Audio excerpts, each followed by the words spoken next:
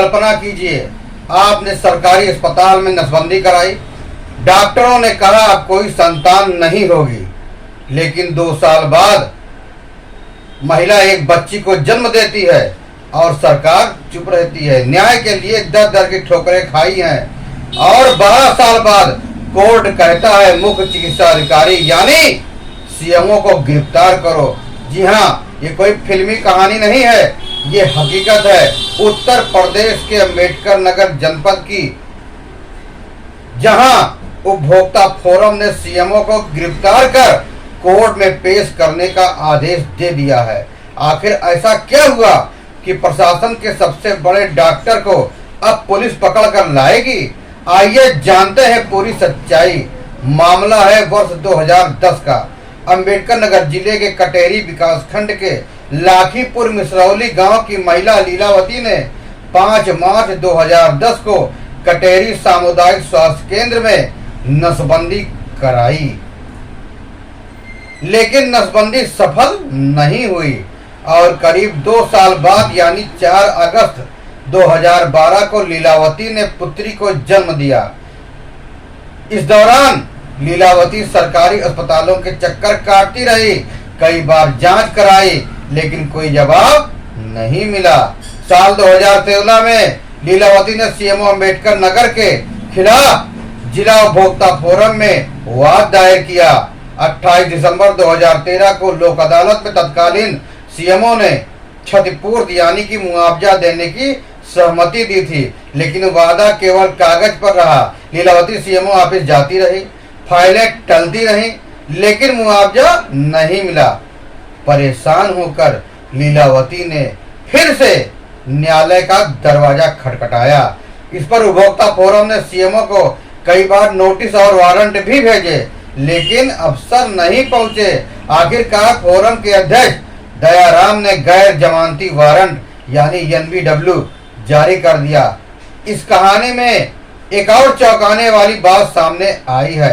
Warrant की तमीला के लिए जब कोतवाली अकबरपुर के दरोगा अजय त्रिपाठी को भेजा गया तो उन्होंने सीएमओ के आश्वासन पर वारंट वापस कर दिया। सीओ ने भी वारंट की पुष्टि किए बिना अग्रसारित यानी फॉरवर्ड कर दिया।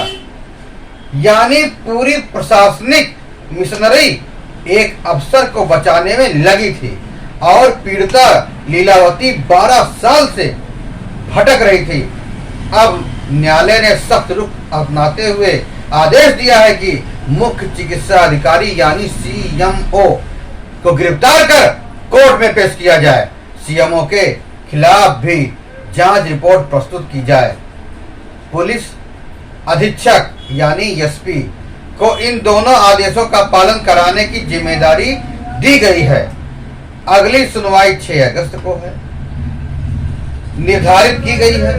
सोचिए, एक गरीब महिला ने सरकार को नसबंदी योजना पर भरोसा किया, बच्चा हुआ, जीवन बदल गया और सरकार 12 साल तक जवाब तक नहीं देती है। क्या एक महिला का भरोसा, उसका शरीर, उसकी तकलीफ, सब कुछ इतना सस्ता है? और जब कोर्ट आदेश देता है तो अफसर वारंट को दबा देते हैं। यह केवल एक महिला का मामला नहीं है, यह पूरे सिस्टम पर सवाल है। दोस्तों, अगर आपके साथ भी किसी सरकारी सेवा में लापरवाही हुई हो तो आप जिला उपभोक्ता फोरम में शिकायत कर सकते हैं। मुआवजा, सेवा की भरपाई और कानूनी कार्रवाई मांग सकते हैं। कोर्ट के आदेश की अवहेलना पर सरकारी अफसरों के खिलाफ गिरफ्तारी तक हो सकती है।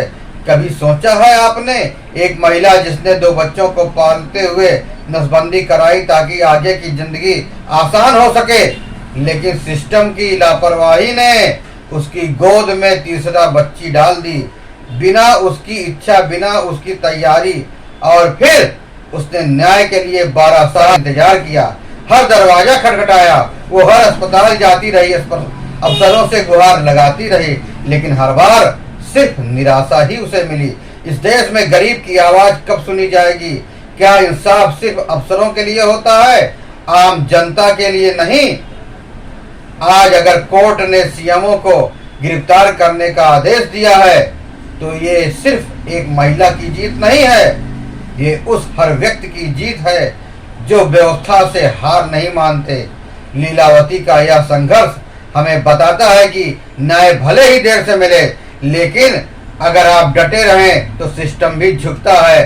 अब देखना यह है कि क्या 6 अगस्त को सीएमओ वाकई कोर्ट के सामने लाए जाएंगे या फिर एक बार फिर लीलावती की उम्मीदें अधूरी रह जाएंगी।